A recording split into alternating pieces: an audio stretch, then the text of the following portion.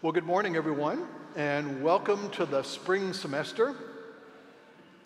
What we're going to try and do is we are going to finish the book of Numbers, and at some point we'll get started on the book of Deuteronomy.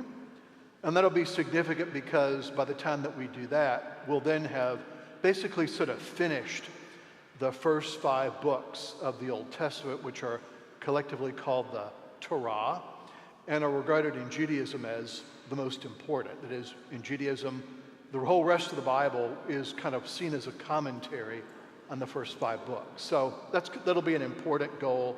And when we get there, we'll bring noisemakers and put on little party hats and confetti and that kind of thing. I'll let you know when it's coming. But today we want to take a quick look at something that happens in Numbers 22 to 24. It's an important narrative, and it's a narrative that really can't be summarized, so I'm going to read large portions of it to you, which I hope you'll find interesting. It's the story of the prophet or seer, whose name is Balaam, and the king of Moab, whose name is Balak, B-A-L-A-K.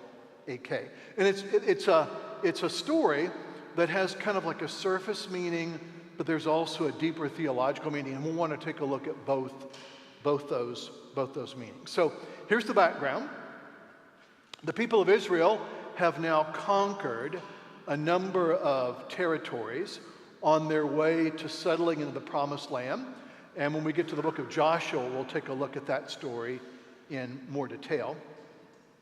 And so now they're approaching the kingdom of Moab, and the king of Moab, Balak, is sort of now really worried that this horde of people are like approaching his nation. He sees, disaster looming, and so he resorts to a strategy for dealing with it. And I'll say what that strategy is. So here's the first part of the story. This is Numbers 22, verse 1 and following.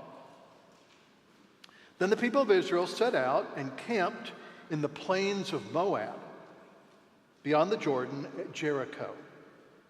And Balak, the son of Zippor, saw all that Israel had done to the Amorites, the people who were just conquered. And Moab was in great dread of the people because they were many. Moab was overcome with fear of the people of Israel. And Moab said to the elders of Midian, so the king is now kind of with his cabinet, and this is kind of what he says to them. This horde will now lick up all that is around us, as the ox licks up the grass of the field. So the metaphor here is, just as you let an ox loose in a field, right, it's going to eat all the grass it can eat. That's what's going to happen with these people. They are going to land on us, and they're going to consume our country, so we need to do something quick. So Balak, the son of Zippor, who was king of Moab at the time, sent messengers to Balaam, the son of Beor at Pethor, which is near the river in the land of the peoples of Ammon, to call him, saying, Behold, a people has come out of Egypt. They cover the face of the earth, and they are dwelling opposite me. Come now, curse this people for me, since they are too mighty for me. Perhaps I shall be able to defeat them and drive them from the land. For I know he whom you bless is blessed, and he whom you curse is cursed. It's a really, really important line. So the elders of Moab and the elders of Midian departed with fees for divination in their hand. And they came to Balaam and gave him Balak's message. And he said to them, Lodge here tonight, and I will bring back a word to you as the Lord speaks to me. So the princes of Moab stayed with Balaam. So here's how the story begins. And this is a really important point here. So the king of Moab sees the Israelites coming. He clearly has heard what's happened in Egypt, right? These people have just escaped from the most powerful nation in the world. And now they're heading to my little podunk kingdom. What's going to happen? And so the king recognizes, right, that probably military force is not going to win the day. And so he settles on a secret weapon. This seer or prophet by the name of Balaam. And here's how this works, right? You know, you've got this seer prophet who has the power, at least some people think, to sort of either tell you the future, here's what's going to happen, or to curse people on your behalf for the right fee.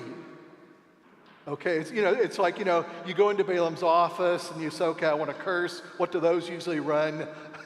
Well, okay, $100,000 for a really, really big curse, $75,000 for a kind of lesser curse. Here's the schedule of fees. What do you want?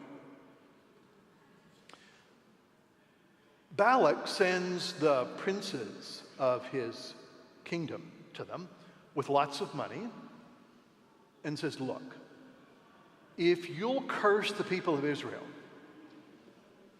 I'm willing to pay you a pretty hefty fee. And by the way, I've sent some of the most influential people in my kingdom to kind of hobnob with you to let you know how important I think you are.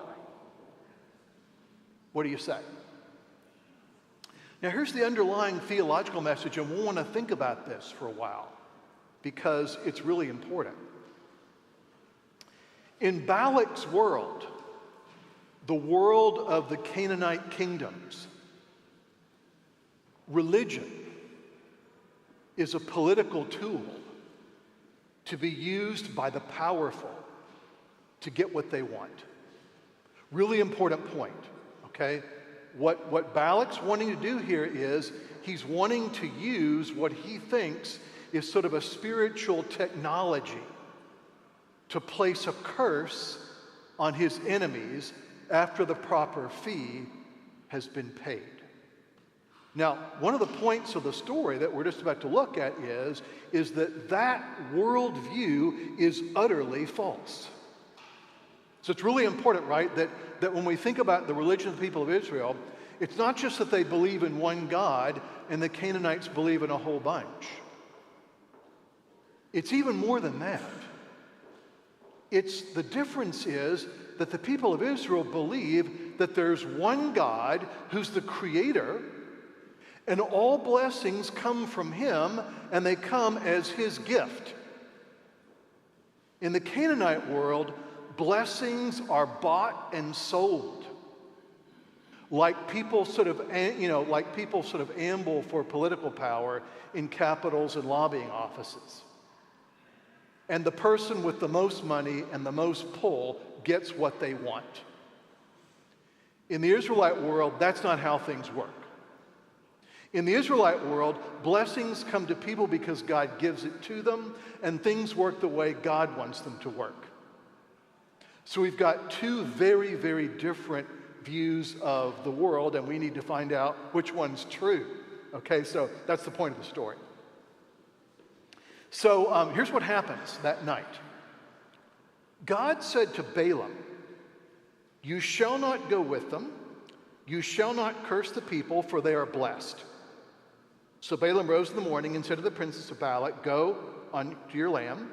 The Lord has refused to let me go with you." So the princes of Moab rose and went to Balak and said, "Balaam refuses to come with us." That is, notice what happens here. God speaks to Balaam and says this, and this is a really important message. You cannot curse the people of Israel because I have blessed them. You cannot curse these people because they are under my blessing, and nothing can remove that but me. So the princes of Moab go back home and report back to their boss that their mission was unsuccessful. Balak, however, is not giving up. He sends an even more important group of people with even more money to talk to Balaam. And so this time they succeed, and so Balaam actually ends up going to meet Balak, and here's what happens when that occurs. This is Numbers 22:36. When Balak heard that Balaam came, he went out and met him at the city of Moab, on the former border by the Arnon, at the extremity of the border. And Balak said to Balaam, "Did I not send you to call you? Why did you not come to me? Am I not able to honor you?" Balaam said to Balak, "Behold, I have come to you. How have I now any power of my own to speak anything? The word that God puts in my mouth, I must speak." Then Balaam went with Balak, and they came to Kibroth-Hazzon, and Balak sacrificed oxen and sheep, and went for Balaam for the princes who were with him. So here's what happens. Balaam finally comes. He finally shows up. He meets the king, Balak. And Balak is kind of like angry, right? Balak is saying, "Look, I'm a king. You should have come on the first invitation. Because I, if you haven't noticed this yet, am really important. Talk to these people standing around me. Ask them, is the king important?" And they will all say, "Oh, yes." He's really important. Okay, so they finally come. And so what they do now is they set up these 3 altars, and they offer a sacrifice on each altar, because that's what Balaam tells Balak to do. And here's what happens. This is picking things up in Numbers 23:1. And Balaam said to Balak, "Build for me here 7 altars, and prepare for me there 7 bulls and 7 rams." Balak did as Balaam said, and Balak and Balaam offered each altar a bull and a ram. And Balaam said to Balak, "Stand beside your burnt offering, and I will go. Perhaps the Lord will come and meet me. With whatever he shows me, I will tell you." And he went to a bare height, and God met Balaam, and Balaam said to him, "I have arranged the 7 altars, and I've offered on each altar a bull and a ram." And the Lord put a word in Balaam's mouth and said, "Return to Balak, and thus you shall speak." And he returned to him, and behold, he and all the princes of Moab were standing beside his burnt offering. And Balaam took up his discourse and said, so this is the message that Balaam now offers Balak, the king, from God. "From Aram, Balak has brought me, the king of Moab, from the eastern mountains. Come, curse Jacob for me, and come, denounce Israel." So that's what Balak wants Balaam to do, is to curse Israel and denounce her. And then he goes on. "How can I curse whom God has not cursed? How can I denounce whom the Lord has not denounced? For from the top of the crags I see him, from the hills I behold him. Behold, a people dwelling alone and not counting itself among the nations. Who can count the dust of Jacob, or number the 4th part of Israel? Let me die the death of the upright, and let me end like this." And Balak said to Balaam, "What have you done to me? I looked to you to curse my enemies, and behold, you have done nothing but bless them." And he answered and said, "Must I not take care that I speak what the Lord puts into my mouth?" So here we have, now Balak is like really, really angry. He said, "Look, I brought you here into my person. I'm willing to give you like a whole pile of money. And instead of cursing my enemies like I told you to, you're blessing them." Now, that's actually not quite right. And this is where we get to the deeper part of the story, right? Notice what Balaam has said. How can I curse the people that God has not cursed but blessed? So what we're getting here is an underlying theology of blessing, which is really, really important. And it kind of works like this. Once again, God has decided to bless the people of Israel. And we know, right, from reading the book of Numbers up to this point, right, that they certainly don't deserve that blessing because they've taken basically every opportunity to be unfaithful. Okay? They've grumbled against Moses. They've didn't really want to leave Egypt at all because they thought it was such a wonderful place. They grumbled against Aaron. They don't like this. They don't like this. This doesn't meet their expectations. On and on and on and on. Clearly, they don't deserve to be blessed. And yet, This is the important part. God has decided to bless them, and nothing can remove that blessing or work against it. He is, yes. And this is one of the interesting things about Balaam, is that we don't quite know exactly kind of where he is in all this. God speaks to him and he responds, but he's clearly, sort of like a Gentile seer, prophet, person who's out there with his shingle hanging out, Balaam, curses administered, prophecies given, inquire for fees within, something like that. So here's Balaam's second oracle. So Balak pushes for a curse again in 23:13. And Balak said to him, please come with me to another place. Okay, you wouldn't curse them from this place, so we're going to go somewhere else, and maybe you can curse them from that place. You will see only a fraction of them and shall not see them at all. Then curse them for me there. And he took him up to the field of Zophim, to the top of Pisgah, and built 7 altars and offered a bull and a ram. And Balaam said to Balak, stand here beside your burnt offering while I meet the Lord over there. And the Lord met Balaam and put a word in his mouth and said, return to Balak, and thus you shall speak. And here's what Balaam says. Rise, Balak, to hear. Give ear to me, O son of Zippor. God is not a man that he should lie, or a son of man that he should change his mind. Has he said, and he will not do it? Or has he spoken and will not fulfill it? Behold, I received a command to bless. He has blessed, I cannot revoke it. He has not beheld misfortune in Jacob, nor has he seen trouble in Israel. Once again, right, we see this interesting dynamic at work, right? Balak believes, okay, if you won't curse him from point A, let's walk over here to point B, and we'll do the same thing, and maybe I'll get my curse then. And Balaam turns around and says, look, Your Majesty, you clearly don't understand. These people are blessed by God, and they cannot be cursed. I cannot curse them because they are blessed by God. Now, Balak tries this a third time. And once again, right, notice what's going on here, right? Look, if you just get the seer prophet in the right place and pay him the right amount of money, you'll get exactly what you want. Okay, that is once again, this is a picture of the Canaanite spiritual world. The Canaanite spiritual world is essentially sort of like a spiritual slot machine. Okay, if you put in the right amount of money and the right things get lined up, bang, bingo, you get your payout. That's once again the mentality that King Balak is living with. It's clearly not the way that God operates, but he doesn't know that.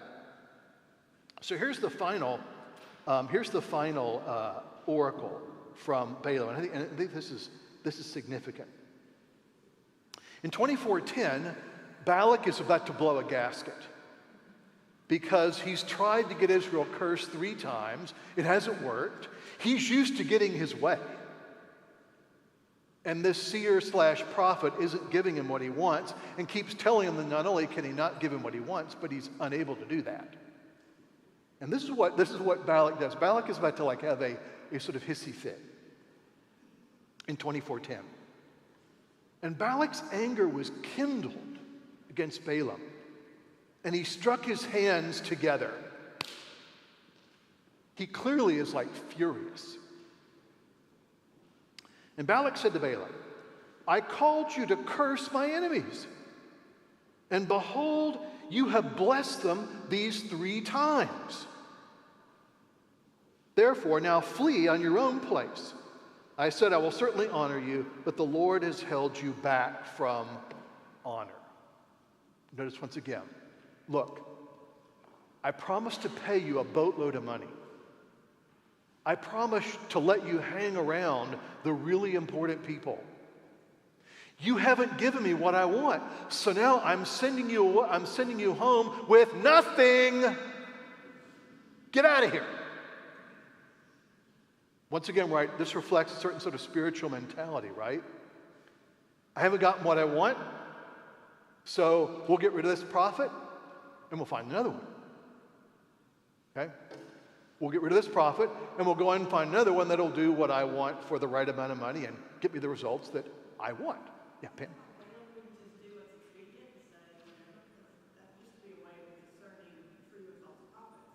Right. Yeah. Yeah, I mean, the interesting thing about Balaam, right, is that he's actually listening to what God tells him and following through on that, even though, right, and you get a hint of this, right, there's a sort of element of danger here for Balaam, right? You don't do what the king wants, the king might cut your head off or torture you or something like that, right?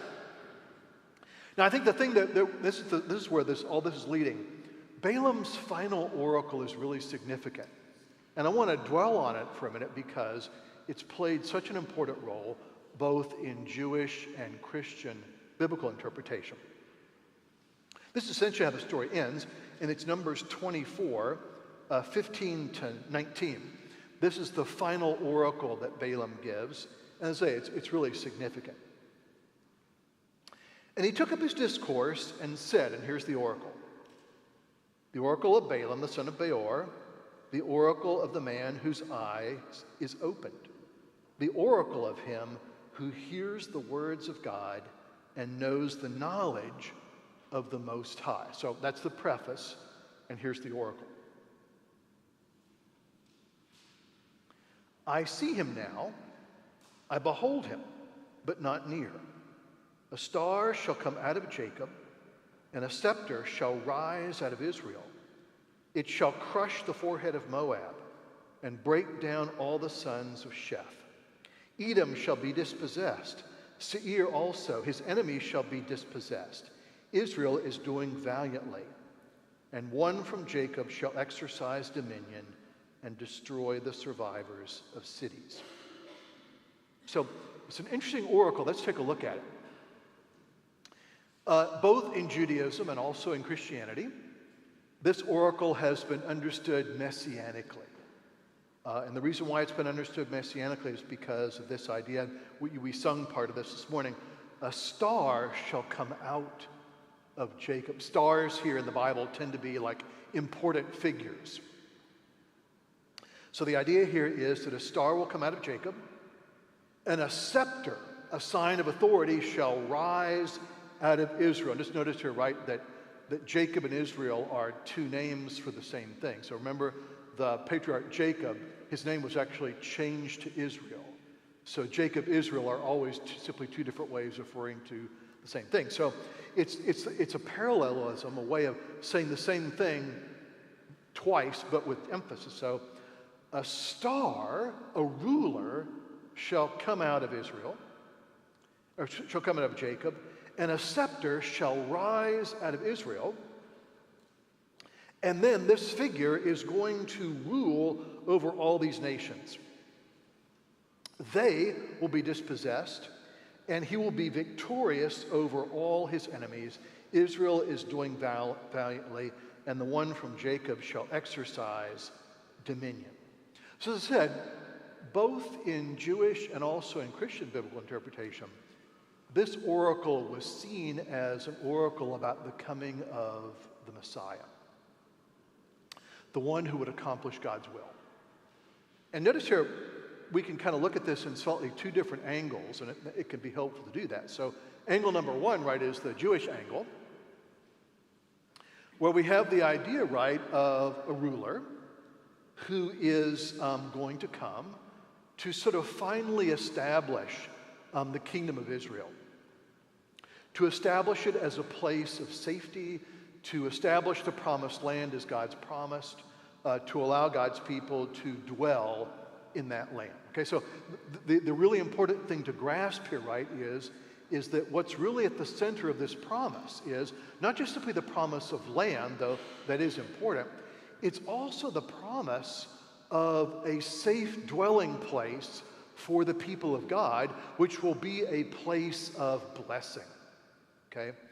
If you've ever been in a situation where you've been dispossessed from your land, if you've ever been in a situation where you've been conquered by another people, right?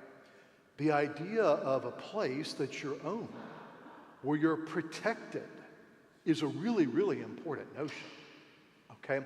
And that's what, in Jewish understanding, right, that's the promise that's being given here, is the promise of land for God's people, the promise of safety, the promise of blessing, the promise of life flourishing, the promise of protection from evil, both internally and externally. So all these are really important things. And so the thing we just want to kind of get here right is there's a really important connection here between God's blessing and Messiah. Messiah and blessing basically are two sides of the same coin. So that's a Jewish expectation. Obviously, right, Christian interpreters saw it as a promise of Christ. Once again, right, that the star shall come out of Jacob, and a scepter shall arise out of Israel. We see a little bit of echo of this in the second chapter of the Gospel of Matthew and Matthew's account of the birth of Jesus. It's pretty clear, I think, that Matthew sees the birth of Jesus as a fulfillment of this promise. But now, right, now the understanding of the fulfillment is a slightly different one, and we just want to think for just a minute about what that looks like. Notice here, and then this is important, right? Notice here that we get a sense of how the early church understands Jesus' messiahship in the first chapter of the book of Acts. Remember in Acts 1, Jesus has been with the apostles, the risen Jesus has been with the apostles before the ascension, and he's kind of teaching them about the kingdom of God. And there comes this kind of interesting but also somewhat humorous moment where the disciples kind of say, okay, Jesus, this resurrection thing is really neat. We're really happy you're still with us. But let's get to the really important stuff now. When are you going to restore the kingdom of Israel? When are you going to do that? Okay, we haven't seen that yet, and we're waiting for it. When are you going to do that? And Jesus could have said a lot of things at this point. Being the charitable person that he was, he says this: well, it's not for you to know that. But here's what I want you to do. I want you to remain in Jerusalem until you receive the gift of the Father. And then when that happens, you're going to be my witnesses in Jerusalem, Judea, Samaria, and to the ends of the earth. Do you see what Jesus is trying to do here? He's trying to get them to see that the promise of a kingdom and the promise of land is being kept, but it's being kept in a different way they anticipated. And that is, and here's the point, the Holy Land is not simply going to be Israel. The Holy Land is going to be the whole of creation. That's the mission Jesus is sending the disciples on. Okay? That's the kingdom. The kingdom is going to be a world that's reordered, which is now a safe dwelling place for all people, in which evil and sin are no longer present, thanks to the presence of that star that has come out of Jacob and the scepter that has arisen out of Israel. So it's really important to kind of see, right, that what we have is the people of Israel and also the church, right, in constant conversation with the Old Testament and reading this passage, this among others, from Numbers in a way that's messianic. Let me give you a sort of another example of this, just to kind of finish this off before we begin to move on. A good example here of messianic passages can be found in Isaiah 53. Once again, read messianically by both Israel and the church in slightly different ways, but here it is. This is Isaiah 53, verse 1 and following. I'm not going to read the whole thing, but I'll read part of it, and I think you'll get a sense of, once again, what's going on here. Who has believed what he has heard from us? And to whom has the arm of the Lord been revealed? For he grew up before him like a young plant, and a root out of dry ground. So we're now going to get the description of a figure. He had no form or majesty that we should look at him, and no beauty that we should desire him. He was despised and rejected by men, a man of sorrows and acquainted with grief. And as one from whom men hide their faces, he was despised, and we esteemed him not. Surely he has borne our griefs, and he has carried our sorrows. Yet we esteemed him stricken, smitten by God, and afflicted. But he was pierced for our transgressions. He was crushed for our iniquities. Upon him was the chastisement that brought us peace, and with his wounds we are healed. All we like sheep have gone astray. We have turned everyone to his own way, and the Lord has laid on him the iniquity of us all. So notice that this brief description of this kind of somewhat mysterious figure. Notice what's going on here. On one hand, the figure doesn't seem to be outwardly impressive in any way.